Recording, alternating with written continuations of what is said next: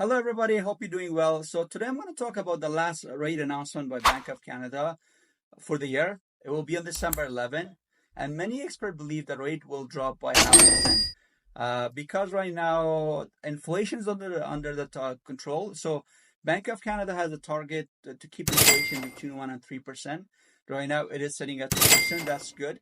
But the problem is unemployment is a bit high. So because of that, many people think that Bank of Canada will lower the rate by 0.5%. So hopefully this will create economic activity and people get to start hiring. So just a quick summary. When the Bank of Canada make rate announcement, it impact all the variable products. So variable line of credit, variable mortgages. There are two types of variable mortgages. One is called the adjustable mortgage and one is called variable mortgage. So with adjustable mortgage, your monthly payment adjust. But if you're another kind of variable mortgage, your monthly payment remain the same for the term, but more of your payment go toward the principal and less for the interest. And if the rate goes up, then upside happens. And another thing is Bank of Canada make 8 rate announcement every year. These are pre-scheduled. And during this announcement, the rate can go up, uh, keep the same, or go down. Unless there's emergency, for example, they were in COVID-19, they had an emergency rate cut. So let's look at the bigger factor that impact our economy. One is, for example, government spending in Canada. When the government spend increases spending, generally inflation goes up. Inflation means general price rise in price of goods and services, and uh, and there are several other external factors that impact inflation and our economy. For example, right now the war in Middle East, the war in Ukraine and Russia, and also anything that happens on the south of the border, so in the U.S. Uh, one of the main players is the U.S. Federal Reserve or the central bank. So if they keep the rates high and if we keep lowering our rate, this can impact our dollar. So our dollar goes down, and because of this create inflationary pressure because things will cost us more to import. Another thing we know is Donald Trump is coming back to office in January. So he made a few statements and a few promises that can create inflation. For example, the first thing he said is he's gonna bring 25% tariff on Canadian and the U.S. Canadian and Mexican products unless we control our borders and also for illegal immigration and also for fentanyl. This is very difficult to achieve because we basically have 1 or 2 months, and also this is a very difficult. He probably may he probably didn't mean this. If you look at his throughout his career, he make threats to bring people to the table, but if he do this, then right away, all this extra expense will be passed down to the U.S.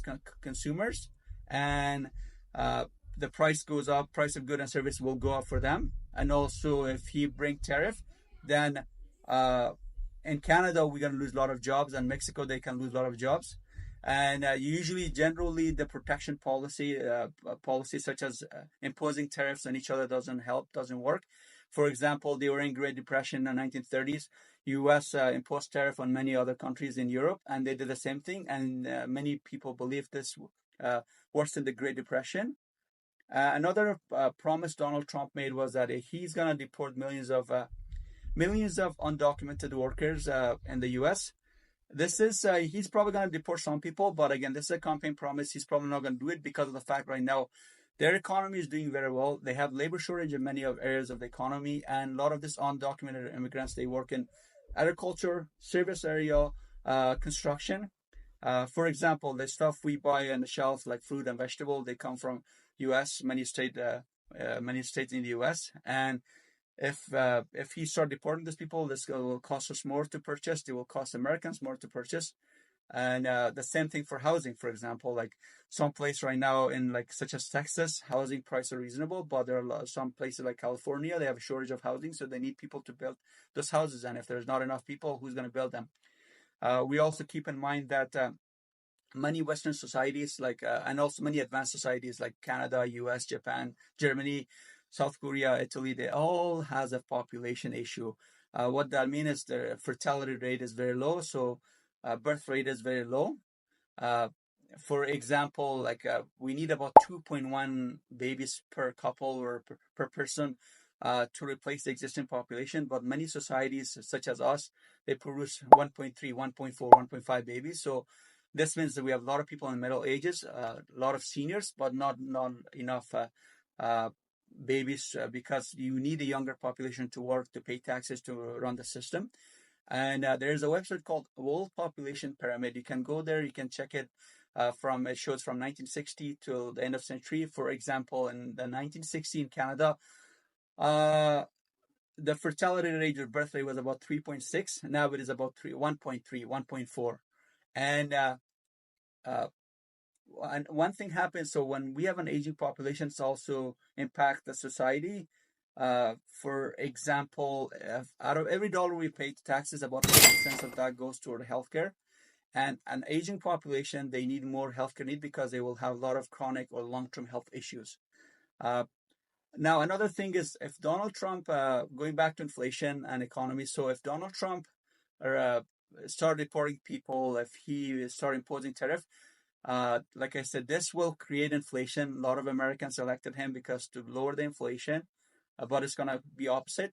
And in 2 years, the Republican Party will lose midterm election. So what is a midterm election? In the U.S., they have three-level government, and one is called the executive branch, which is the president and his cabinet. And there are two parliament, and they have their judiciary system, but their two parliaments are made of House of Representatives and the Senate. House of Representatives is less powerful. It has 400 plus members because each state get their fair share of representative based on population, and they're elected for 2 years. So every 2 years they have election for the whole everybody. And then the second parliament they have is called Senate. Senate has 100 members, and each state they have only 2 members. So for example, California is 40 plus million population, they have 2 members, and some smaller states with 1 million population, they have two Senate representatives. So Senate is very powerful. They're elected for, each member is elected for 6-year term, but they stagger their elections. So every 2 years they have voting for about 30% of them. So every 2 years, about 30% of them can get reelected or replaced. So yeah, I hope you find this information useful. If you have any question, mortgage related question, please give me a call. My phone number is 587